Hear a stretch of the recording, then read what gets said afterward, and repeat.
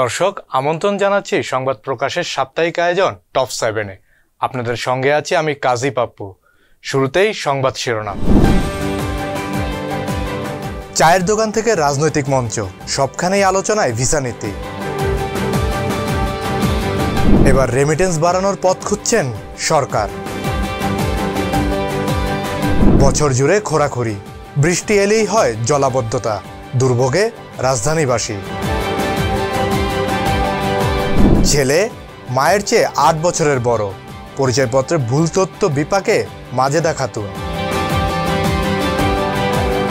Bharat Canada বিরোধে যুক্তরাষ্ট্রের নিশ্চুপ ভূমিকা।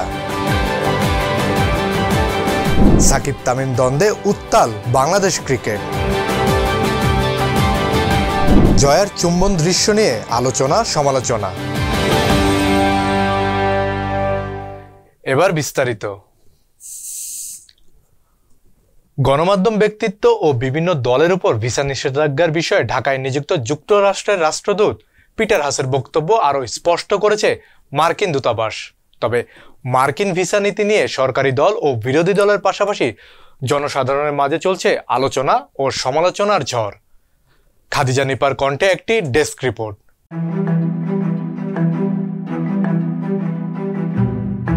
গণমাধ্যম ব্যক্তিত্বের উপর ভিসা নিষেধাজ্ঞার বিষয়ে ঢাকায় নিযুক্ত যুক্তরাষ্ট্রের রাষ্ট্রদূত পিটার হাসের বক্তব্য আরও স্পষ্ট করেছে মার্কিন দূতাবাস।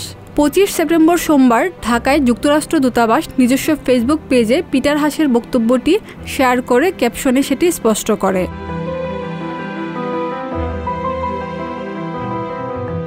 রাষ্ট্রদূত হাসকে উদ্ধৃত করে মার্কিন দূতাবাস লিখেছে, আমরা ভিসা নিষেধাজ্ঞা নীতিটি সরকারপন্থী, বিরোধী দল, আইন প্রয়োগকারী সংস্থার সদস্য, বিচার বিভাগের সদস্য, এমনকি গণমাধ্যমের সদস্য নির্বিশেষে যে কারোর বিরুদ্ধে ভারসাম্যপূর্ণ উপায়ে প্রয়োগ করছি, যারা দেশটির গণতান্ত্রিক নির্বাচন প্রক্রিয়াকে ক্ষুণ্ণ করায় জড়িত।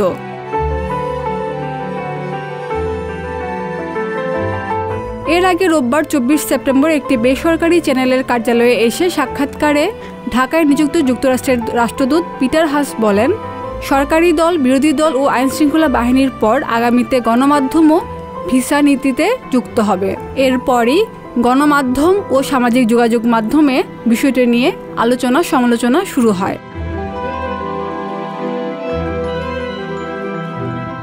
তবে গণমাধ্যম ব্যক্তিসহ কার কার উপর এই ভিসা নিষেধাজ্ঞা বহাল থাকবে সেই বিষয়ে কোনো তথ্য প্রকাশ করেনি মার্কিন দূতাবাস। মার্কিন ভিসা নীতি নিয়ে সরকারি দল ও বিরোধী দলের পাশাপাশি জনসাধারণের মাঝেও চলছে আলোচনা সমালোচনার ঝড়।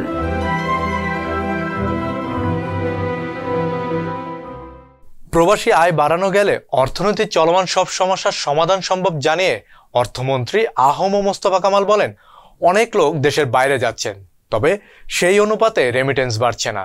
তাই প্রবাসী আয় বাড়াতে কাঠামোগত সংস্কারের পথ খুঁজছে সরকার। এজন্য সংশ্লিষ্টদের উদ্ভাবনী পরামর্শ নিয়ে এগিয়ে আসার আহ্বান জানান অর্থমন্ত্রী। রুমি প্রভার একটি ডেস্ক রিপোর্ট। প্রবাসী আয় বাড়াতে বিশেষজ্ঞদের উদ্ভাবনী পরামর্শ চেয়েছেন অর্থমন্ত্রী আ.হ.ম মোস্তফা কামাল। তিনি বলেছেন, রেমিটেন্স কেন বাড়ছে না তার সুনির্দিষ্ট কারণ খুঁজতে হবে, সমাধানের পথ বের করতে হবে। এজন্য অর্থনীতিবিদ যারা রয়েছেন, এই সেক্টরে বিশেষজ্ঞ যারা, তাদের কাছে আমরা উদ্ভাবনী পরামর্শ চাই। আপনারা রেমিটেন্স প্রবাহ ঠিক রাখতে সংস্কারের প্রস্তাব বা পরামর্শ দিলে আমরা গ্রহণ করব। সোমবার 25 সেপ্টেম্বর সোনারগাঁও হোটেলে PMF সামিট 2023-এ প্রধান অতিথির বক্তব্যে তিনি এসব কথা বলেন। প্রবাসী আয় বাড়ানো গেলে অর্থনীতির চলমান সব সমস্যার সমাধান সম্ভব বলে জানিয়ে আ.হ.ম মোস্তফা কামাল বলেন, অনেক লোক দেশের বাইরে যাচ্ছেন, তবে সেই অনুপাতে রেমিটেন্স বাড়ছে না। তাই প্রবাসী আয় বাড়াতে কাঠামোগত সংস্কারের পথ খুঁজছে সরকার। এজন্য আমি সংশ্লিষ্টদের উদ্ভাবনী পরামর্শ নিয়ে এগিয়ে আসার আহ্বান জানাই।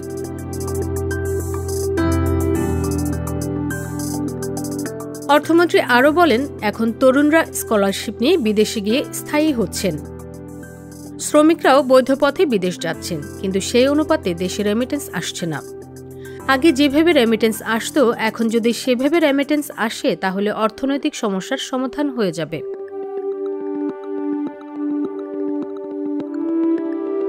কর্মশালায় সভাপতিত্ব করেন অর্থ মন্ত্রণালয়ের সচিব খায়রুজ্জামান মজুমদার। এতে বিশেষ অতিথি ছিলেন বিশ্বব্যাংকের বাংলাদেশ ও ভুটানের কান্ট্রি ডিরেক্টর আবদুল্লাহ শেখ এবং বিশ্বব্যাংকের গভর্নেন্স গ্লোবাল প্র্যাকটিসের দক্ষিণ এশিয়া অঞ্চলের প্র্যাকটিস ম্যানেজার হিসাস ওয়েলি। রুমি প্রভা, সংবাদ প্রকাশ।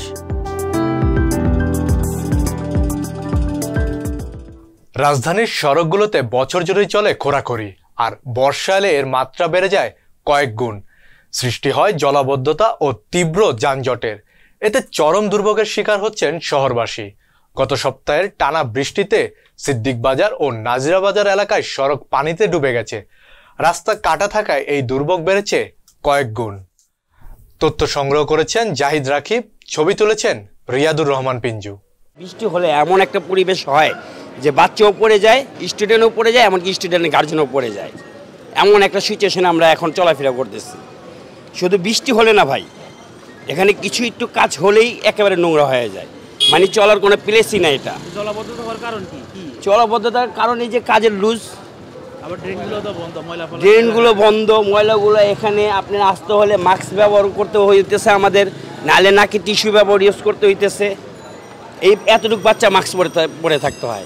পানি যখন উঠে তখন স্কুলে কি নিতে পারেন আপনারা? আমরা তো অসম্ভব, যেতেই পারি না। পানি হলে আমাদেরই এই পর্যন্ত পানি হয়, তাহলে এতটুকু বাচ্চা আমরা কীভাবে নিয়ে যাব? তার মধ্যে এই ইনফর্ম পড়ে বাচ্চাকে স্কুলে নিয়ে যাওয়া সম্ভব? মহিলা কিভাবে পড়ছে আসলে? মহিলা ওই যে বৃষ্টি পড়ছে, বৃষ্টি পড়াতে এগুলো মনে খোলা ছিল, বুঝছেন? ওইখানে খোলা থাকার পরে মহিলা গেতেছে বাচ্চা নিয়ে গেতেছে। তো মহিলা বোরকা পিনতে, তো আমরা মনে করেন এইভাবে লাভ দিতে পারলাম, মহিলা তো আর লাভ দিতে পারলাম, লাভ দিতে গেছে নিচে পড়ে আছে, দেখে নেই তো পানি পড়ে এরকম। পানিতে লাভ দিছে, লাভ দেওয়ার পরে মনে সাথে সাথে মনে ভিতরে গেছে।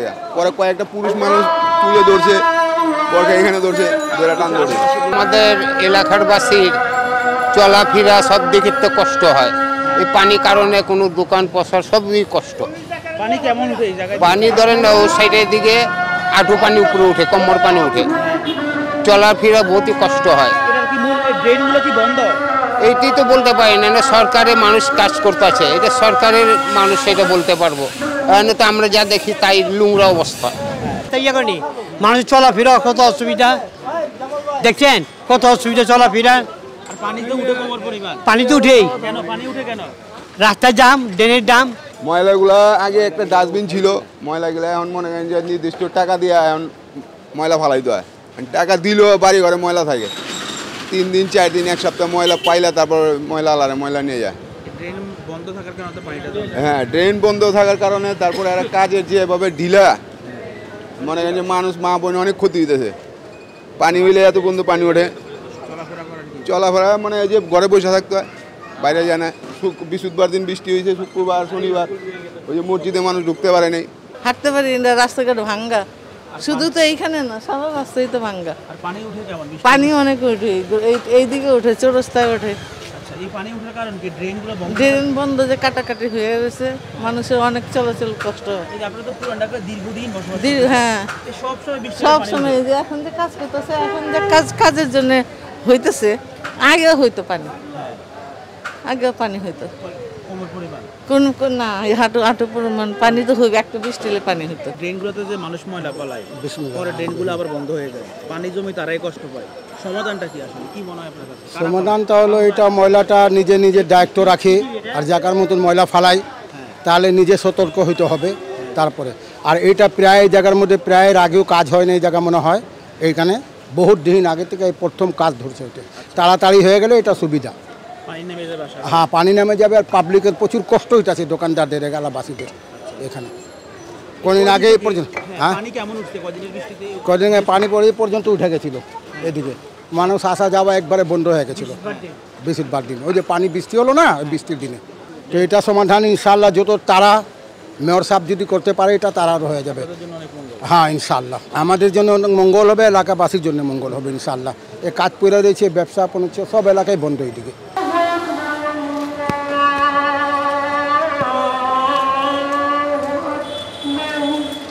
স্বদেশ সংবাদ।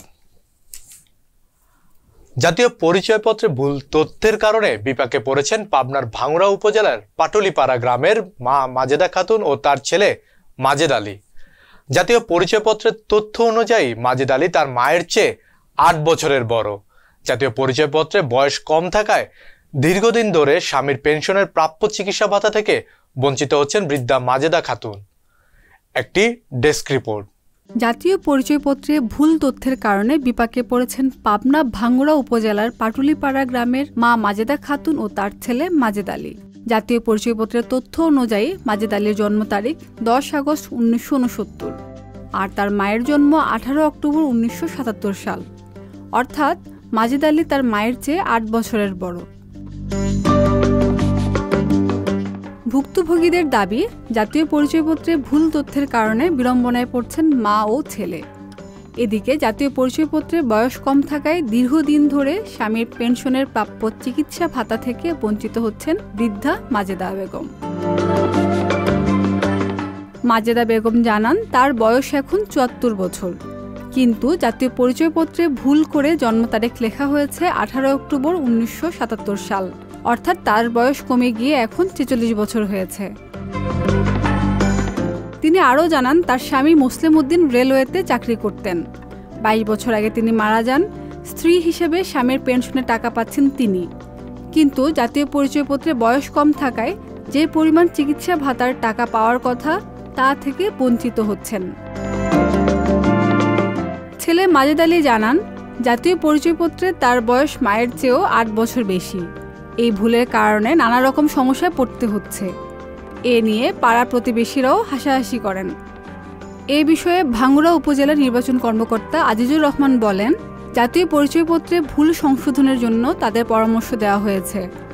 প্রয়োজনীয় কাগজপত্র সহ অনলাইনে আবেদন করলে এটা ঠিক হয়ে যাবে। খাদিজা নিপা, সংবাদ প্রকাশ। আন্তর্জাতিক খবর।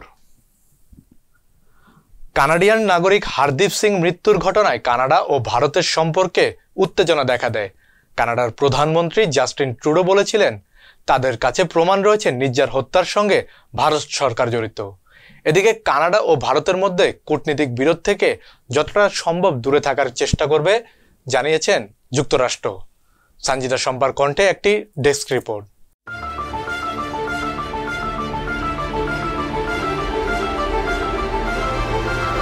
কানাডা ও ভারতের মধ্যে কূটনৈতিক বিরোধ থেকে যতটা সম্ভব দূরে থাকার চেষ্টা করবে বলে জানিয়েছে যুক্তরাষ্ট্র।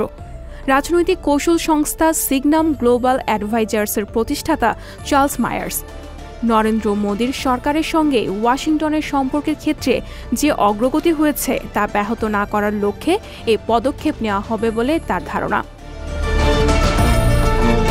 পিএনএন ব্লুমবার্গ টেলিভিশনে সিগনামের চেয়ারম্যান চার্লস মায়ার্স বলেন, চীনকে পরাজিত করতে সাহায্য করার জন্য আমরা ভারতের সঙ্গে জড়িত থাকার জন্য যথাসাধ্য চেষ্টা করছি এবং আমি মনে করি না যে যুক্তরাষ্ট্র এই বিবাদে খুব বেশি জড়িত হবে। এভারকোরের সাবেক ভাইস চেয়ারম্যান মায়ার্স দীর্ঘদিনের ডেমোক্রেটিক পার্টির দাতা। তিনি বাইডেনের জন্য অর্থও সংগ্রহ করেছেন। 18 জুন ভ্যাঙ্কুভারের শহরতলি সারেতে গুলিবিদ্ধ কানাডিয়ান নাগরিক হারদীপ সিং নির্জারের মৃত্যুর ঘটনায় কানাডা ও ভারতের সম্পর্কে উত্তেজনা দেখা দেয়। কানাডার প্রধানমন্ত্রী জাস্টিন ট্রুডো চলতি সপ্তাহে বলেছিলেন যে তাদের কাছে বিশ্বাসযোগ্য প্রমাণ রয়েছে যে খালিস্তান আন্দোলনের নেতা নির্জার হত্যার সঙ্গে ভারত সরকার জড়িত। ট্রুডো বলেছিলেন, কানাডার মাটিতে একজন কানাডিয়ান নাগরিককে হত্যার সঙ্গে বিদেশি সরকারের যে কোনো সম্পৃক্ততা আমাদের সার্বভৌমত্বের অগ্রহণযোগ্য লঙ্ঘন।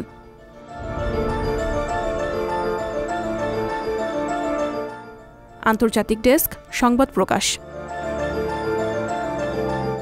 খেলার খবর। 5 অক্টোবর বিশ্বকাপের পর্দা উঠবে। তার আগে বাংলাদেশ ক্রিকেটে চলছে নানা নাটক। বিশ্বকাপ খেলতে ইতিমধ্যে ভারত পৌঁছেছে টাইগাররা। স্কোয়াড থেকে বাদ পড়েন তামিম ইকবাল, আর তাতেই উত্তাল গোটা ক্রিকেট মহল। তামিম একটা ভিডিও বার্তায় জানান বিশ্বকাপ দল থেকে তাকে বাদ দেওয়ার কারণ।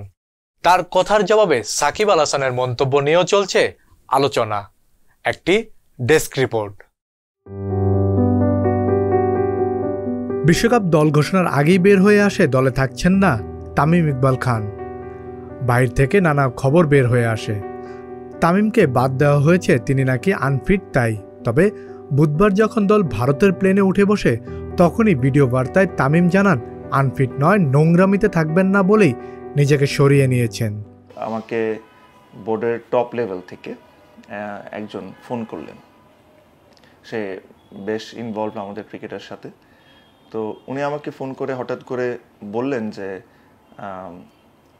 তুমি তো ওয়ার্ল্ড কাপে যাবা, তোমাকে তো ম্যানেজ করে খেলাইতে হবে, তুমি এক কাজ করো, তুমি প্রথম ম্যাচ খেলিও না আফগানিস্তানের সাথে। তো আমি বললাম যে ভাই আমি তো এটা এখনও 12-13 দিনের কথা, আমি 12-13 দিনের মধ্যে তো আমি ভালো কন্ডিশনে থাকবো, আমি কি কারণে খেলবো না।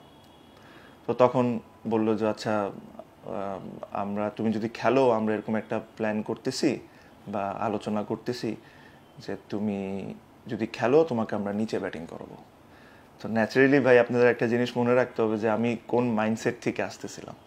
হঠাৎ করে একটা ভালো ইনিংস খেলেছি, আমি হ্যাপি ছিলাম, হঠাৎ করে আবার এইসব ধরনের কথা আমার পক্ষে নেওয়া আসলে সম্ভব না। আমি 17 বছর ধরে এক পজিশনে ব্যাটিং করেছি, আমি জীবনে কোনো দিন 3-4-এ ব্যাটিংই করিনি। আমি যদি এরকম হতো যে ধরেন আমি 3-এ ব্যাটিং করি, 4-এ ব্যাটিং করি, তারপরে যদি উপরে নিচে করা হয়, that can be adjustable, but I have no experience of batting at 3rd and 4th and 5th। So naturally আমি কথাটা কোনোভাবেই ভালোভাবে নিই।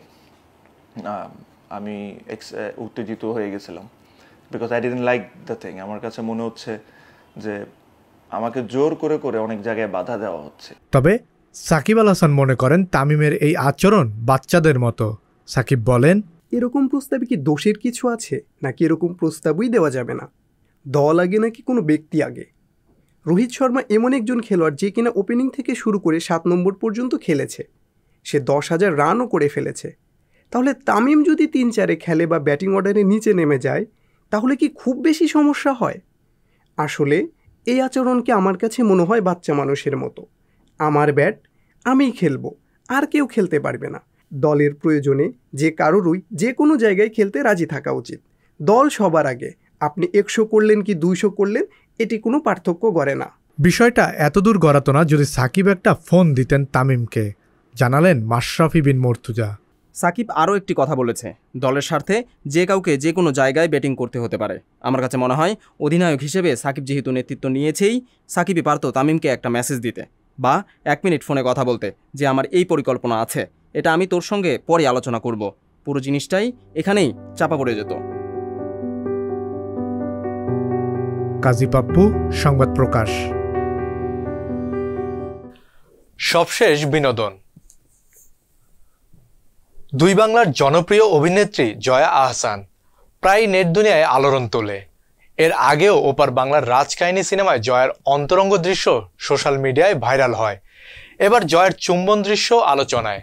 অনেকে তার এমন সাহসী অভিনয়ের প্রশংসা করছেন, তেমনি কেউ কেউ করছেন সমালোচনা। একটি ডেস্ক রিপোর্ট। দুই বাংলার জনপ্রিয় অভিনেত্রী জয়া আহসান সামাজিক যোগাযোগ মাধ্যমে বেশিরভাগ সময় হট লুকের ছবি পোস্ট করেন তিনি। সেসব ছবি নেট দুনিয়ায় ব্যাপক আলোড়ন তোলে। মুক্তির অপেক্ষায় আছে জয়া আহসান অভিনীত সিনেমা 10ম অবতার। কলকাতার এই সিনেমাতে একটি চুমুর দৃশ্যে দেখা গেছে তাকে। তাতেই আবারও আলোচনায় চলে এলেন এই তারকা। সম্প্রতি প্রকাশিত 10ম অবতারের ট্রেলারে দেখা যায় কলকাতা শহরে ঘটছে একের পর এক খুনের ঘটনা। খুন করার পর কৃষ্ণের 10টি অবতারের একটি করে উপাদান রেখে যাচ্ছে। সেই সিরিয়াল কিলারকে খুঁজতে নেমেছে পুলিশ কর্মকর্তারা। ট্রেলার প্রকাশের পর থেকেই চুমুর দৃশ্যটি নিয়ে চলছে আলোচনা। জয়ার এমন অভিনয়ের যেমন প্রশংসা হচ্ছে, তেমনি সমালোচনাও করছেন অনেকে। তবে সিনেমাটি নিয়ে ভীষণ আশাবাদী জয়া আহসান। তিনি বলেন, দুর্গাপূজা ও সৃজিত মুখার্জির ছবি দুটি ভালোই কম্বিনেশন। এবার পূজায় তিনি নিয়ে আসছেন 10ম অবতার। অনেকদিন পর পূজায় আমার সিনেমা মুক্তি পাচ্ছে, আশা করি দর্শকের খুব ভালো লাগবে। জানা গেছে আগামী 19 অক্টোবর পশ্চিমবঙ্গে মুক্তি পাবে সিনেমাটি। এর আগেও ওপার বাংলার রাজকাহিনী সিনেমায় জয়ার অন্তরঙ্গ দৃশ্য সোশ্যাল মিডিয়ায় ভাইরাল হয়। এবার জয়ার চুম্বন দৃশ্য নিয়ে চলছে আলোচনা সমালোচনা। সিনেমায় প্রবীর রায় ভূমিকায় অভিনয় করেছেন প্রসেনজিৎ চ্যাটার্জি। খুনির চরিত্রে দেখা যাবে যিশু সেনগুপ্তকে। জয়া হোসেন কড়ক সিং নামে হিন্দি ভাষায় সিনেমাতেও অভিনয় করেছেন। এটি তার অভিনীত প্রথম হিন্দি সিনেমা।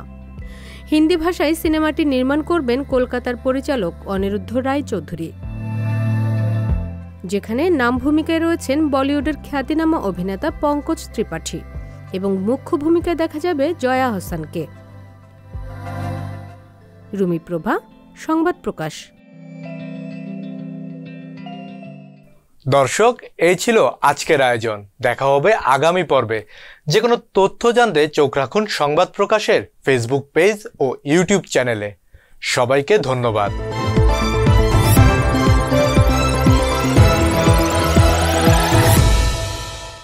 সংবাদ, ফিচার ও অনুষ্ঠানের জন্য ভিজিট করুন সংবাদ প্রকাশের ওয়েবসাইট এবং যুক্ত থাকুন ফেসবুক পেজ ও ইউটিউব চ্যানেলের সঙ্গে।